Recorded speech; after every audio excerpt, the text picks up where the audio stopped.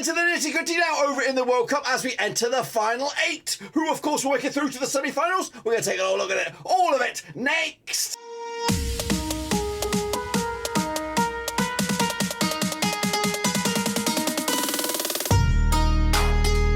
That's right, folks, back once again with another prediction video. Today we're taking a look at, of course, the quarterfinals at this year's World Cup, and we'll get to that in just 1 second. If you know where you've been, smash your subscribe button, bang, to all things World Cup related, but we're overselected, world football itself related. We're going to all here, boys, under one roof. Of course, I've been away for a while. Of course, I was banned by the old YouTube, but we're back for the important stuff. That is, of course, the quarterfinals. Who do you think will make it to the semis? We'll get to that in a second, of course. I mean, we shout out to my VIPs. They are the patrons, of course. You know who you are. But anyway, let's jump back into the deep end and bring you back up to speed wherever we are. I don't even know where we are in the world. So, of course, let's remind ourselves of where we left the group stages. Of course, these are the states of play that brought us into the knockouts. The Dutch and Senegal went it through of Group A. Ecuador and Qatar, of course, tumbled out and went home. England and the United States, of course, made it through for Group B with the Welsh and the, who else was that? Iran crashing out in a very, very spicy end of the campaign there.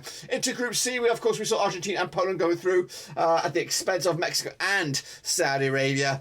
Joining them, of course, was Australia, that's right, and France from Group D, with Tunisia and Denmark being one of the first upsets. There's been many upsets in this year's World Cup, including out in Group E with Germany crashing out despite winning on the last day, going out on goal difference at the expense of Spain and Japan, who go through. Costa Rica will join Germany, and they've gone their way back home, if not home already. They are at home already. However, over in Group F, another shockerino. Canada played so much good football, but unfortunately, they got no points on the board. Belgium crashed out, another hotly tipped nation to go far. Of course, didn't even get out of the groups with Morocco, the dark horse. It's official now. They are the dark horse, with Croatia also joining them from Group F.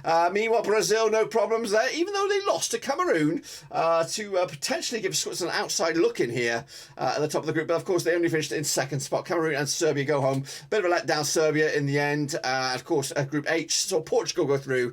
Oh my goodness, I remember that. Yes, indeed. Uruguay exposed of, as were Ghana. South Korea going through, of course, and that's the state of play from the groups.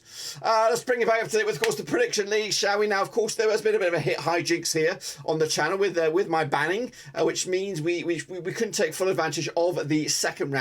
But hopefully, you were invested enough in the Super Brew to go and put your predictions on your own steam. I wasn't there to help you. There was no way I could get a hold of you. But anyway, if you want to get involved in the final hurdle, get amongst it here. Cut your WC picks. If not, we're going to show you my picks anyway. So here we are, boys and girls. Here we are with, of course, the Super Brew. Now, this is, of course, the round of 16. Now, hopefully, the majority of you were involved in that, and put your own predictions to get yourselves in the mixer there. So Maka came out with 11 points. Oxlade 17 also with 11 points. Myself, I actually put my picks in? I did. Just 6 points. They're a bit of a damp squib myself. But if you see your name, smash the old thumbs up. That's the rules around here. See your name, smash the old thumbs up. However, if we want to jump to the actual leaderboard, I'm actually doing still okay. Not great, though.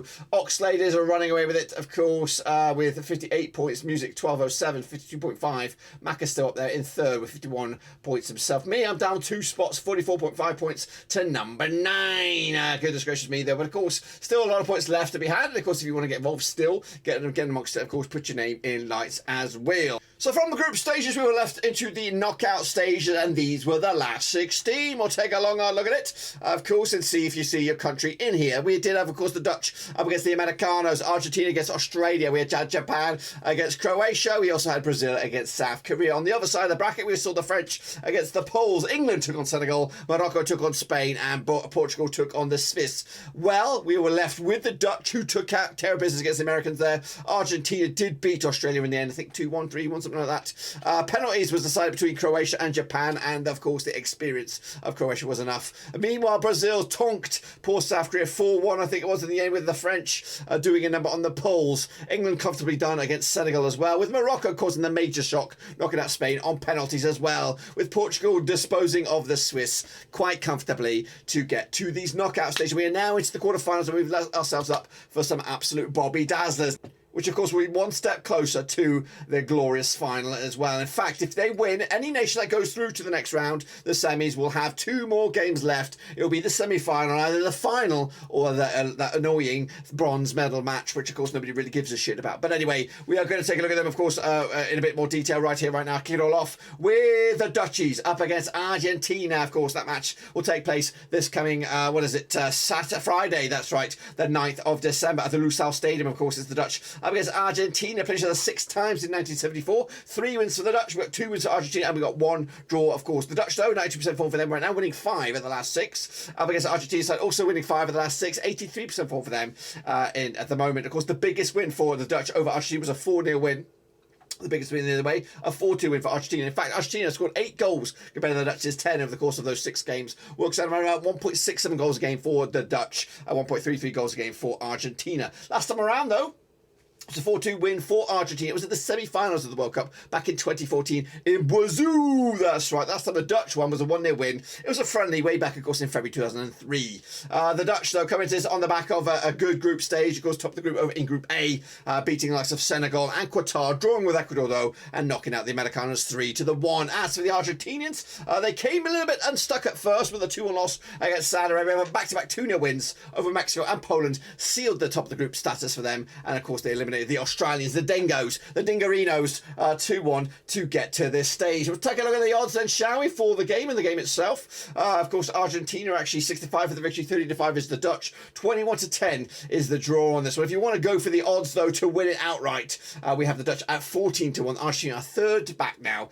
at 6-1 on this one. But for me, what about me? I'm going to go with, of course, a victory for Messi's boys. I think they're going to have just enough in the tank. 2-1 win for me, and of course, into the knockout stage continues for them. The Dutch will go home. Next, of course, we have Croatia. They're going to take it on Brazil, of course, in the same size of the bracket of that, which, of course, could set up a bit of a Bobby Dazzler. That's right. Of course, played the 4 times, 2005, 3 for Brazil, nothing for Croatia, 1 draw. Of course, taking place at the Education City Stadium, also on the 9th of December. Michael Oliver, the referee. Of course, Croatia unbeaten the last 6, 83% form for them right now. Brazil, though, 83% form for them. That's winning 5 of the last 6, but 1 defeat on the resume. That was Cameroon, wasn't it? Of course, Brazil, biggest win over Croatia, 2-0 win. Croatia, of course, yet to have a win over Brazil. Could this be the time to rectify those odds? Of course, they've only scored 2 goals against Brazil. Works out around 0.5 goals game ratio compared to Brazil's 7 goals scored over the course of those 4 games. 1.75 goals a game ratio. Of course, last time around, though, was a 2-0 win for Brazil back in June 2018. Last time picture that in World Cup action was actually a 3-1 win for Brazil at the World Cup in Group A. Of course, disposed of them, didn't they? Meanwhile, Brazil coming to this on the back of a comfortable progression. That was, of course, over in Group J, picking up wins over Serbia and Switzerland, losing to Cameroon, but smashing Korea 4-1 to get to this point. Meanwhile, Croatia had a bit of a bumpy start against Morocco, but that seemed to be okay. 4-1 win over Canada and a ball draw against Belgium. They did dispose of Japan via penalties. So when we look at that then, when I look at that a little bit more detailed, they've only realistically won 1 game. That's right, that was the Canada one. They drew with Morocco, they drew with Belgium, they drew technically with Japan. So is there actually a fight in this Croatian team, or are they more just all the gear and no idea, if you know what I mean? So yes, 8-1 for Croatia, 11-4 on is of course your Brazil, and 50-4 is the draw. Of course, Croatia unfancied, they are the major underdogs, 33-1. Of course, remember 7-4 is your Brazil right now to win the whole pissing thing. Gonna go with a 2-0 win here. Of course, I made that call before reading into those stats. I think Brazil will tonk poor Croatia, and of course set us up for a bit of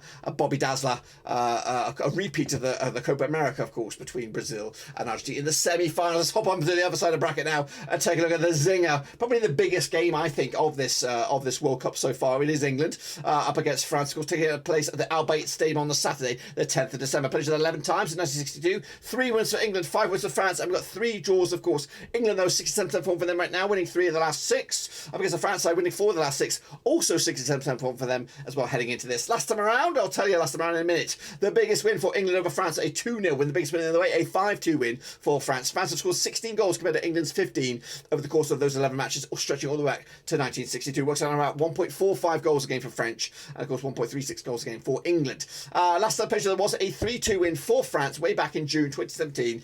England's last victory was way back in November 2015. It was at both those games were friendlies. Last time picture that in competitive action was a 1-1 draw way back in the Euros 2012. England, of course, coming through the groups quite comfortably. 6-2 win over Iran, a 0-0 draw against USA, a 3-0 win over the Welsh, a 3-0 win over Senegal. Really, pretty airtight at the back. They've not really been, despite the 2 goals against Iran, one was probably a decent goal. The other one, a lastminute.com penalty to give them a little bit of dent in the resume, but realistically, yet to really concede a goal. However, the French, of course, coming through, group pretty much unscathed, bar that blip against Tunisia, which is a bit of a blip. They did rotate the squad, though. 4-1 winners of Australia, 2-1 win over the Danes, the 1-0 loss to Tunisia, and, of course, a 3-1 win over Poles. They are conceding goals, but they are scoring a shit-ton load in the process. So take a look then, of course, at the odds for this one then. England 2-1 for the victory, 7-5 is your French, 9-4 is the draw. Of course, the odds to lift the trophy, though. We have France second favourites 4-1, England fourth favourites at 6-1. Actually level favourites with French win this one. So I'm going to go with a 3-1 win. England will score a goal, but of course the French will out-tonk them in the end, of course. And then we're up for a bit of a Bobby Dazzler right at the end here. It is, of course, Morocco, the dark horse, a surprise package, of course, up against Portugal, of course, who are trying to make a good old run for it here. Now they played each other 2 times in 98, 6-1 with a piece, no draws. Taking place on the 10th of December at the Al Tumana Stadium, of course. Morocco, 83% form for them right now, winning 4 of the last 5. That's, of course, unbeaten in the last 6, 83% form. Of course, Portugal, though, winning 4 of the last 5, 67% form for them. Of course, heading into the big spin for Morocco over Portugal. A 3-1 win, the big spin the other way, a 1-0 win. Of course, Portugal scored just 2 goals compared to Morocco's 3 over the course of those 2 games. Works out around 1.5 goals a game for Morocco, 1 goal a game for Portugal. Last time page there was a 1-0 win for Portugal back in June 2018. It wasn't the World Cup, it was in Group B, of course. Portugal, though, coming through. Bumpy ride, of course, beating Ghana 3-2, conceded a couple of goals there, scoring 2 though, 2 to the zip against Uruguay. Lost to Korea though, 2-1 there. 6-1 demolition job of Switzerland to show, hey, we're here and we could actually go the distance here.